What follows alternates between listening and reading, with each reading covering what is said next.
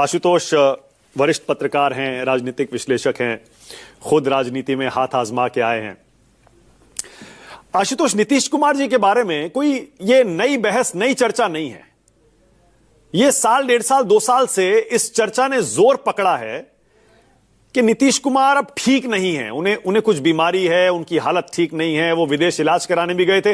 हालांकि ये कानाफूसी इस बारे में होती है, खुलकर इसकी चर्चा नहीं होती। लेकिन क्या आशुतोष आपको लगता है अब वो समय आ गया है नीतीश कुमार के प्रति हमारी हमदर्दी, अगर उनको कोई कंडीशन है, मेंटल कंडीशन है, शारीरिक कोई उनको समस्या है, लेकिन क्या, क्योंकि पूरे बिहार का सवाल है, वहां की सरकार का सवाल है, लोगों का सवाल है, शासन चलाना है, चुनाव में जाना है। आशुतोष, क्या अब समय आ गया है कि इस पर खुलकर चर्चा होनी चाहिए?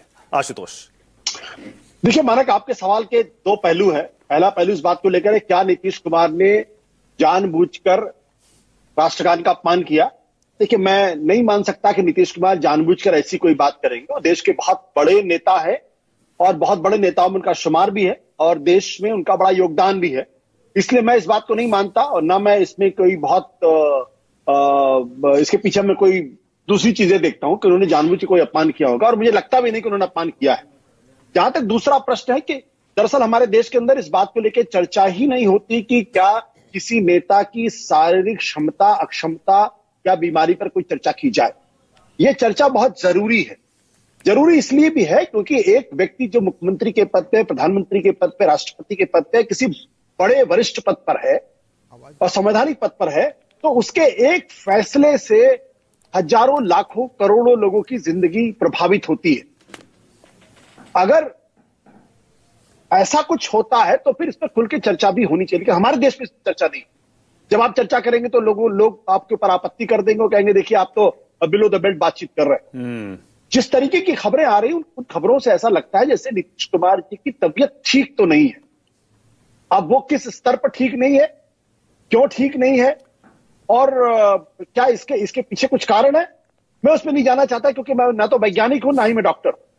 लेकिन एक चीज मैं जानना चाहता हूं कि अगर ऐसी कोई स्थिति अगर किसी सरकारी अफसर के साथ होती, किसी ब्यूरोक्रेट के साथ होती, या अगर मान लीजिए आप एंकर हैं मानक, अगर आपके साथ होती या मेरे साथ होती जब मैं कोई काम कर रहा हूं, तो क्या जिस संस्थान में मैं काम कर रहा होता, क्या वो मुझको एज इट इज रखते और काम करने देते? और अगर संस्थान ही उसी का हो आशुतोष तब क्या होगा? नहीं, मैं इसीलिए सवाल खड़ा कर रहा हूं। हाँ। कि अगर किसी ब्यूरोक्रेट पर अगर इस तरीके के लांछन लगते तो जाहिर सी बात है उनके खिलाफ कार्रवाई भी होती है और शायद उनसे कह दिया जाता है कि अब आप लंबी छुट्टी पे चले जाइए या फिर आप रिजाइन कर दो। तो इसलिए ये गंभीर सवाल है और इस पर चर्चा होनी चाहिए। दूसरी बात क्या है कि हमारे देश की एक बहुत ही गलत परंपरा है।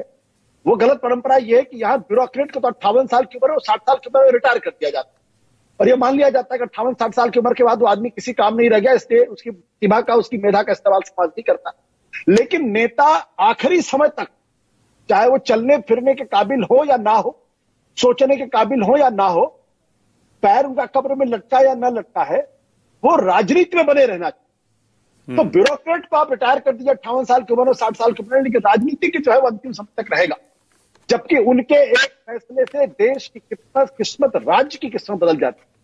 मुझे लगता है कि जैसे अमेरिका के अंदर अभी हाल में एक उदाहरण आया कि अमेरिका ने इस बारे में डिस्कशन किया कि जो बाइडेन शायद दूसरी बार राष्ट्रपति बनने के योग्य नहीं है। एब्सोल्युटली। शारीरिक स्थिति ठीक नहीं है। एब्सोल्युटली, मैं इसी पे आ रहा था। उनकी पार्टी ने बाकायदा फैसला किया कि उनकी जगह कोई दूसरा कैंडिडेट आए। क्या भारत में यह संभव है? क्या भारत में संभव नहीं है? क्योंकि हमारा समाज आज भी सामंती समाज है और ये कहते हुए मुझे दुख होता है, हमारा जो लोकतंत्र है वो सामंती लोकतंत्र। इसलिए हमारे यहाँ नेता अंतिम समय तक बना रहता, बाप के बाद बेटा, बेटे के बाद बेटा, बेटे के बाद बेटा बनता चला जाता है और हम बड़े बड़े नेता उस पार्टी के सिर झुका के पैरों में पड़ के उनको स्वीकार कर लेते हैं। ये असली सवाल है। मुझे लगता है इस पे चर्चा होनी चाहिए। बिल्कुल सही है, बिल्कुल सही है। अब अनुप्रिया